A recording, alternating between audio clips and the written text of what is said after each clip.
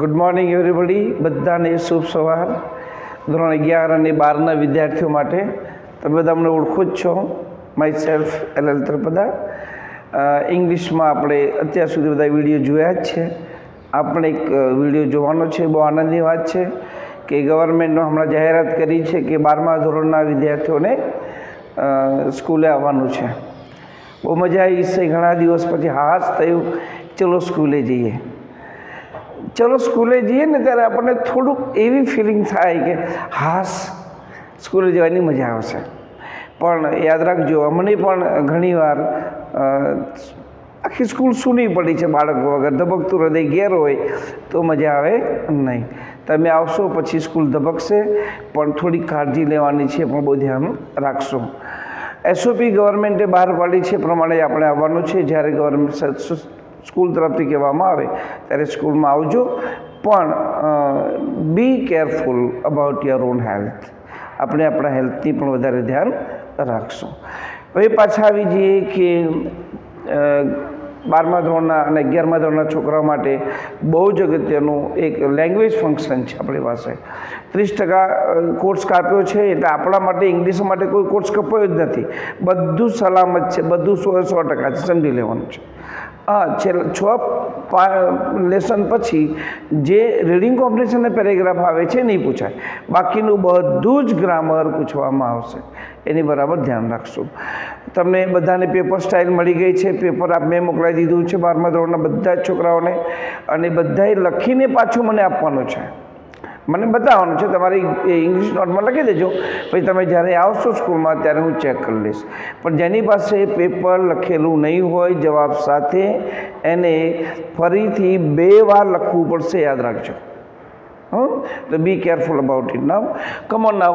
હવે આપણે એક લેંગ્વેજ ફંક્શન જોઈએ છે. 10મા ધોરણમાં જોતા હતા કે સ્પષ્ટ હેતુ માટે, એક્સપ્રેસિંગ પર્પઝ, હેતુ માટે. પરીક્ષામાં 120% પૂછાવાનું છે, ડાયલોગમાં પૂછાવાનું છે, ફાઇન્ડ આઉટમાં પણ પૂછાવાનું છે. તો આપણે એની તૈયારી કરશું. તો આ પર્પઝ, હેતુ, કોઈ ક્રિયાનો સ્પષ્ટ હેતુ બતાવવાનો હોય. દાખલા તરીકે, હું રમવા માટે મેદાન પર ગયો હતો. હું મેદાન પર ગયો હતો, હેતુ શું છે મારો? રમવાનો. ત્યાં જઈને જોવાનો નથી. તો કોઈ સ્પષ્ટ, હું સ્કૂલે ભણવા માટે જાઉં છું, હું મંદિરે દર્શન કરવા માટે શબ્દ આવે, એના માટે આપણે પર્પઝ કહીએ છીએ. બીજો શબ્દ વાયથી પ્રશ્ન પૂછીએ અને જે જવાબ મળે, why do you go to school? I go to school four learning. I go to school to learn. To learn આવે તો ટુ લર્ન પણ ચાલે. માટે માટે ઇંગ્લિશમાં શબ્દ છે two gate first class I work very hard. First class લેવા માટે મેં મહેનત કરી હતી. બરાબર છે. ફર્સ્ટ ક્લાસ માટે મહેનત કરવાની ને, પેલો ખુશ થાય એટલું મહેનત કરું છું એવું નહીં. I want to make my career. મારે કેરિયર બનાવવાનું છે. તો ટુ માટે. તો પ્રથમ જોઈશું આપણે ટુ પ્લે, રમવા માટે. ટુ ગો, જવા માટે. હેતુ સ્પષ્ટ છે. પરીક્ષામાં બીજું આમાંથી 2 માર્ક્સનું પૂછાય છે પ્રશ્ન. અંડરલાઇન કરેલા વાક્ય, અંડરલાઇન કરેલો શબ્દ જવાબ મળે એ રીતે પ્રશ્ન શોધી કાઢો. ત્યારે તમારે ટુવાળું ક્રિયાપદ નીચે ટુ પ્લે નીચે અંડરલાઇન કર્યું હોય તેમાં વાય જ આવે, બીજું કશું આવે નહીં. તો 4 પ્રશ્ન મૂકેલા હશે, એમાંથી વાયવાળું વાક્યને આપણે ટીક મારવાની છે. બધું ઓબ્જેક્ટિવ જ છે. આ વખતે બહુ જ સરસ ચાન્સ છે 12મા ધોરણના વિદ્યાર્થીઓ માટે. 100% રિઝલ્ટ લાવી શકાય એવું છે. ઇંગ્લિશમાં નપાસ થવું હોય તો અરજી કરવી પડે કે મને નપાસ કરજો. એટલું સરસ છે. બધામાં ટીક જ મારવાની છે, બીજું કશું કરવાનું છે, ઓબ્જેક્ટિવ છે. પણ થોડુંક ધ્યાન રાખવાનું. તમને અત્યારે એટલા માટે મેં લેસન લીધો છે કે તમને શોધી કાઢવાનું છે. જેને આપણે ઘઉંમાંથી કાંકરા શોધે ને એમ તમારે શોધી કાઢો છે. કાંકરો ને ઘઉં 2 સરખા લાગે છે. ક્યારે માઇનસ શાર્પ નજર હશે ને, સૂત્રો મોઢે હશે તો તમે શોધી શકશો, નહીં તો તમે શોધી શકશો નહીં. એટલા માટે આપણે જાણી લેવું, સૂત્ર જાણી લેવું જોઈએ. ટુવાળું ક્રિયાપદ આવે એ શું બતાવે છે? હેતુ બતાવે છે. અને હેતુ માટે પ્રશ્ન કયો આવ્યો છે કે why. Why are you making noise? Why are you making, તમે અવાજ શા માટે કરો છો? Why are you reading fast? તો એ વાય પર શા માટે, તો એનું શા માટે એમાં બતાવે છે, હેતુ સ્પષ્ટ બતાવે છે. તો to go, I go to school to learn, હું સ્કૂલમાં ભણવા માટે જ જાઉં છું. બીજાને જવાનો અર્થ જુદો હશે, પણ આપણા માટે શું છે, સ્કૂલે જવાનો, ભણવાનો જ હેતુ છે. ચલો આપણે સ્પષ્ટ હેતુ બતાવવા માટે છે. The player is playing well to make record. Player બહુ જ સરસ રમે છે રેકોર્ડ બનાવવા માટે. તો માટે ટુ વાળું. હવે એમાં એક શબ્દ વાપરવાનો છે વિથ એ વ્યૂ ટુ. 4 શબ્દો આવે તો સ્પષ્ટ હેતુ આવે. 4 શબ્દોમાં જોઈએ with a view to, in order to આવે છે. જોજો તમે, એક ટુમાં વિથ એ વ્યૂ ટુમાં મૂળ ક્રિયાપદની આઈએનજી. દાખલા તરીકે પ્લે છે તો શું મૂકી દઈશું? Playing. With a view two પછી કયો શબ્દ આવે? પ્લેઇંગ. બીજામાં ઇન ઓર્ડર ટુ મૂળ ક્રિયાપદ આવે, ફક્ત પ્લે. કેમ ટુ અહીં છે? તો ઇન ઓર્ડર ટુ અહીં વિથ એ વ્યૂ ટુ છે. તો વિથ એ વ્યૂ ટુમાં હંમેશા આઈએનજી આવે, ઇન ઓર્ડર ટુમાં પ્લે આવે, મૂળ ક્રિયાપદ આવે. યાદ રાખશું. ઇન ઓર્ડર ટુ ગો, જવા માટે. In order to dance, dance કરવા માટે. In order to jump, in order to fly kite, in order to run fast. તો આ બધામાં ટુ પછી મૂળ ક્રિયાપદ આવે. વિથ એ વ્યૂ ટુમાં શું આવશે? In order to flying, in order to running, in order to playing, ING આવશે. બીજુંમાં સો ડેટ છે. સો ડેટ અને ઇન ઓર્ડર ડેટ. અહીં પણ જો બંનેમાં ડેટ આવે. આ 4 શબ્દો આવે તો સમજી લેવાનું. ટીક મારવાનું થાય તો શું આવશે? Expressing purpose. હવે આપણે જોઈશું સો ડેટ ગુજરાતી થાય છે જેથી કરીને. With a view to in order ડેટનું ગુજરાતી છે ના હેતુથી. તો સો ડેટમાં હંમેશા વર્તમાન કાળમાં કેન, ભૂતકાળમાં કુડ મૂકવાને મૂળ ક્રિયાપદ મૂકવામાં આવે છે. જ્યારે ઇન ઓર્ડર ડેટમાં જેથી કરીને બંનેમાં કેન અથવા કુડ અને મૂળ ક્રિયાપદ.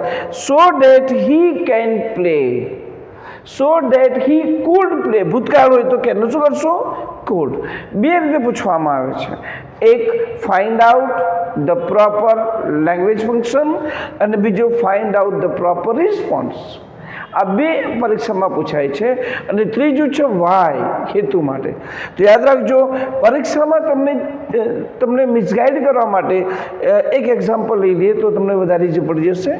પણ આ લખી દેજો કે વિથ એ વ્યૂ ટુ પછી આઈએનજી આવે, ઇન ઓર્ડર ટુ પછી હંમેશા મૂળ ક્રિયાપદ આવે, સો ડેટ હોય વર્તમાન કાળ હોય તો કેન, ભૂતકાળ હોય તો કુડ, અને ઇન ઓર્ડર ડેટમાં પણ વર્તમાન કાળ ભૂતકાળમાં આ પ્રમાણે આવશે. છે જ પણ આડાવડી મૂકે. દાખલા તરીકે વિથ એ વ્યૂ ટુ પછી ખાલી પ્લે મૂકે તો તમને લાગે વિથ એ વ્યૂ ટુ આવી ગયું, પણ પાછળ આઈએનજી આવવું જોઈએ, ધ્યાન આપવાનું છે. અહીંયા આગળ આઈએનજી મૂકે તો તમારે આ વાક્ય ખોટું છે. કેમ? ઇન ઓર્ડર ટુ પછી મૂળ ક્રિયાપદ આવે, આઈએનજી આવે નહીં. એ પ્રમાણે જો વર્તમાન કાળ હોય અને સામે શું લખ્યું હોય? કુડ, તો આ વાક્ય ચાલે નહીં. આ વાક્ય ખોટું છે. વર્તમાન કાળ છે તો શું આવે? કેન આવે. અહીં એ પ્રમાણે વર્તમાન કાળ ભૂતકાળમાં અહીં આઈએનજી પણ ચાલે નહીં. આ હોય તો આ જ આવે, એ તમારે ગોખી નાખવાનું છે. પર એક જ એક્ઝામ્પલ લઈએ અને એના પછી આપણે નક્કી કરીએ કે કયું વાક્ય આવશે. Look at here, just go for one.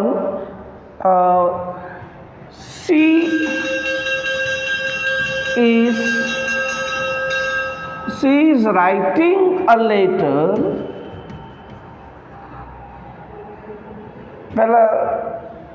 She is writing a letter to convey the message. She is writing a letter to convey the message.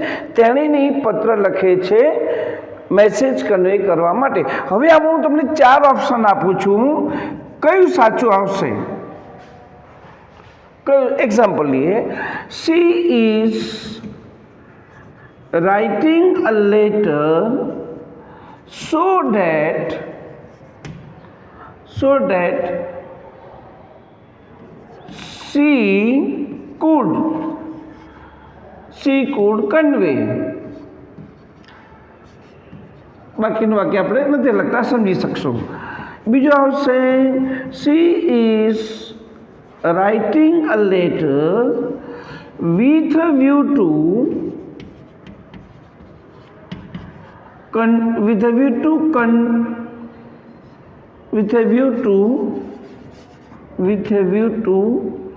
convey. તો શું આવશે? with a view to convey the message. ત્રીજું આવશે she is writing a letter to send a message. ચોથું આવશે with a view to, in order to. She is writing a letter in order to convey the message. હવે તમે જોજો આમાંથી કયું સાચું છે જુઓ, બરાબર ધ્યાનથી જુઓ. પહેલામાં she is writing a letter so that આવે તો શું આવે? વર્તમાન કાળમાં કેન, ભૂતકાળમાં કુડ. અહીં શું છે? ઇજ છે. જો સી ઇઝ, હવે અહીં શું રાખ્યું છે? કુડ. તો વાક્ય ખોટું છે. કેમ ખોટું છે? અહીં વર્તમાન કાળ છે તો અહીં કુડની જગ્યાએ શું આવવું જોઈએ? કેન આવવું જોઈએ. એ ચાલે ને આપણે સો ડેટ આવી ગયું, સાચું ન ચાલે. બીજું she is writing a letter with a view to convey. શું ભૂલ છે આમાં? જોજો, with a view to તો છે જ, પણ ટુ પછી શું આવવું જોઈએ? with a view to માં શું આવવું જોઈએ? ing છે, કન્વેઇંગ નથી, તો એ પણ ખોટું. she is writing a letter to send a message. સાચું છે ને? એકદમ વાક્ય એકદમ સાચું. જો તમે she is writing a letter to send a message, બરાબર છે ને? ક્યાં ભૂલ છે? શોધી કાઢો. જો તો અહીંયા આગળ with writing a letter to વાળું ક્રિયાપદ છે. ટુ સેન્ડ, બહુ ધ્યાનથી જોવું પડે તો જ ખબર પડે. સેન્ટ ને સેન્ડ, સેન્ટ. હવે તો મૂળ ક્રિયાપદ સેન્ડ છે, એનું ભૂતકાળ સેન્ડ થાય. એ ટુ પછી શું મૂક્યું છે? સેન્ટ. જો તમે સામાન્ય ધ્યાન ના આપો, તમે આ તો સાચું છે, સાચું કરો, તમે ખોટા પડો. તો આપણે ધ્યાન આપશું. એ ટુ વાળું ક્રિયાપદ સેન્ડ આવવું જોઈએ, SENT નહીં. તો આ પણ ખોટું છે. કેટલું શાર્પનેસ અહીં ચકાસણી થાય છે તમારી. જોજો છેલ્લું she is writing a letter in order to convey the message. તો in order to આવી ગયું છે, સરસ. to convey મૂળ ક્રિયા ટુ આવી ગયું એટલે એ સાચું છે. તો આમ એક માર્ક આપણો જાય નહીં, એમ ધ્યાન આપવાનું છે. ઓકે, તો આ પ્રમાણે તમે બારીકાઈથી સૂત્રો તૈયાર કરો અને ક્યાં સાચું છે ક્યાં ખોટું છે, જેને પેપર કાઢ્યું છે એ શું કરશે? તમારી બારીકાઈ ધ્યાન આપશે કે છોકરો ક્યાં ઉતાવળ કરશો તો તમે ચોક્કસ તમારા માર્ક ગુમાવશો. તો ફરી મહેનત કરો, સરસ તૈયારી કરો. All the best.